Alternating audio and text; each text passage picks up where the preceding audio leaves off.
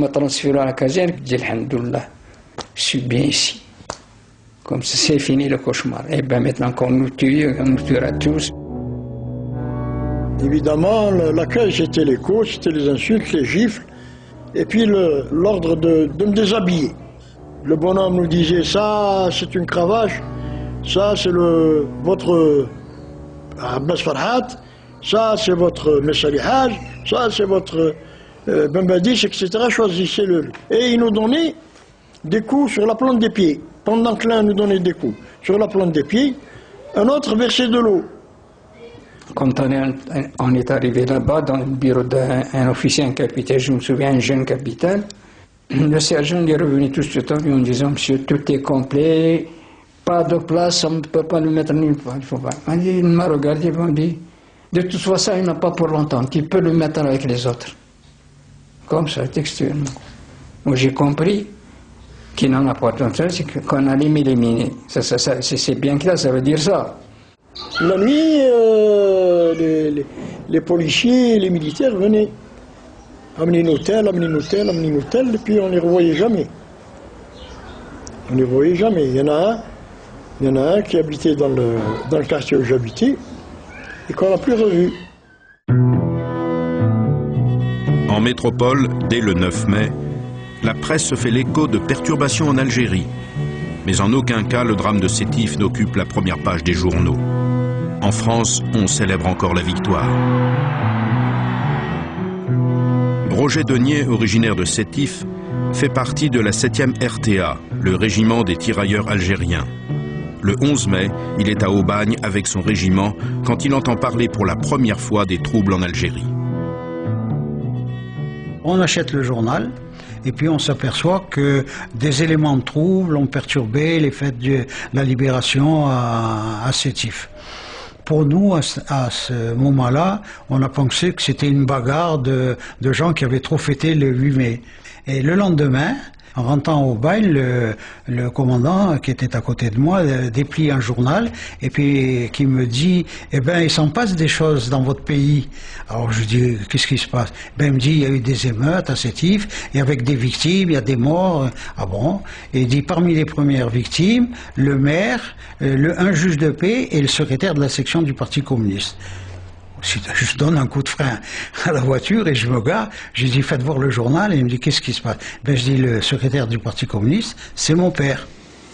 Je rentre au régiment et là je demande une permission. À peine arrivé sur le quai d'Alger, je prends le train en direction de Sétif et le train a été convoyé par des Sénégalais qui étaient à chaque porte armés, à chaque porte de wagon. Et on arrive à Sétif, et alors là je découvre qu'il y avait des nids de mitrailleuses qui étaient en enfilade des rues et qui faisaient respecter le couvre-feu.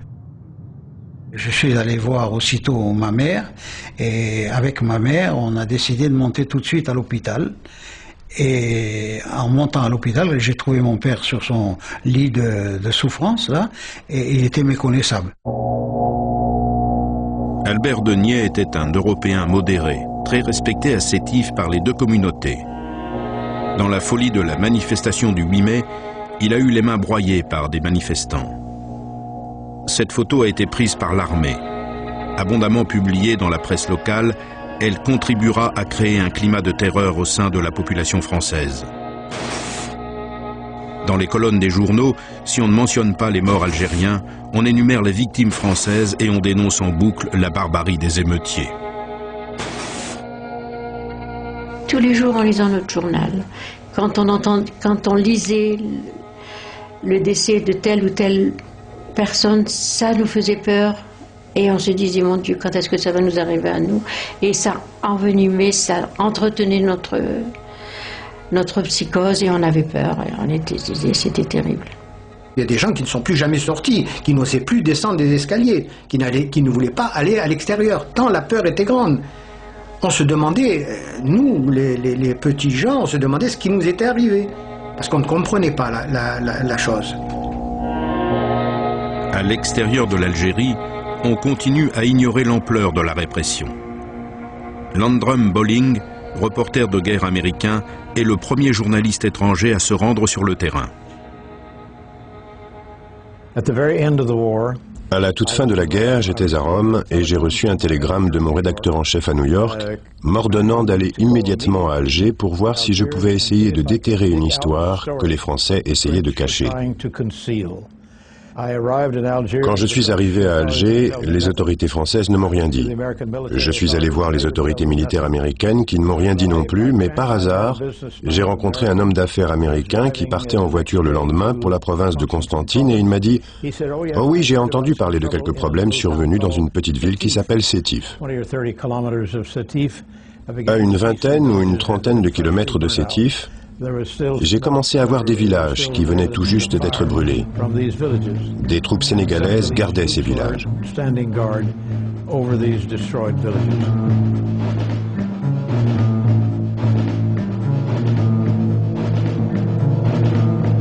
Depuis le 11 mai, l'armée a la situation bien en main.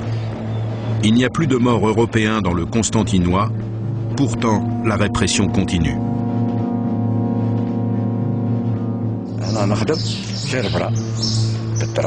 J'étais serfin.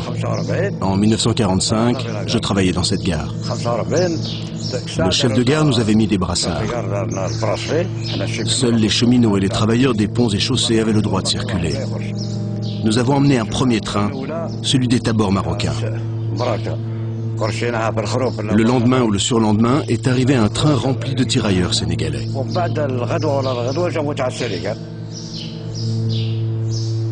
Ils ont fait partir un train de Constantine, un train à wagon plat sur lequel était installé un fusil mitrailleur. Dès qu'ils apercevaient quelqu'un, ils l'abattaient. Ils tiraient sur tout ce qui bougeait. Les routes étaient jonchées de cadavres.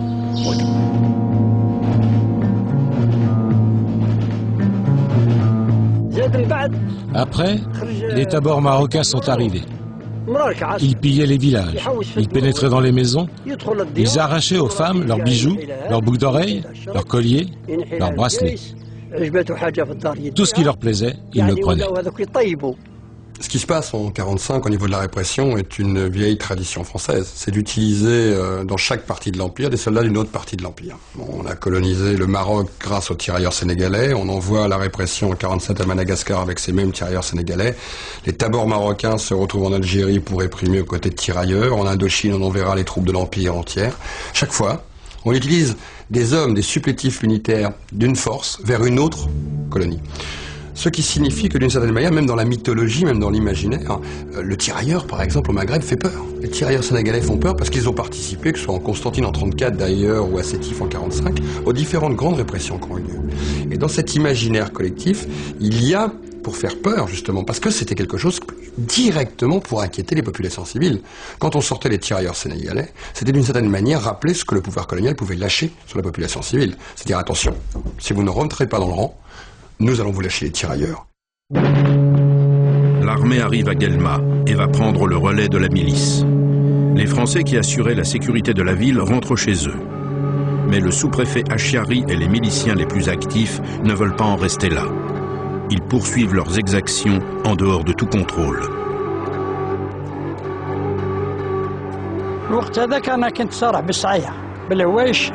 À cette époque-là, je gardais les troupeaux ici.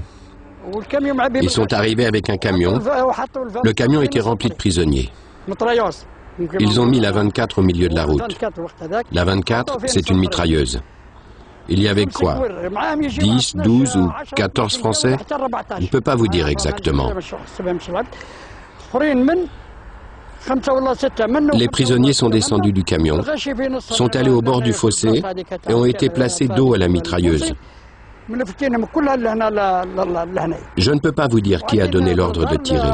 C'était peut-être celui qui les commandait. Et là, ils les ont mitraillés.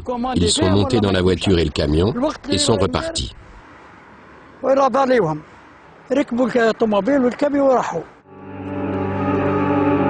Arrestation arbitraire, exécution collective, la répression tourne au règlement de compte racial, comme nous l'apprend un rapport officiel signé par le commissaire Berger.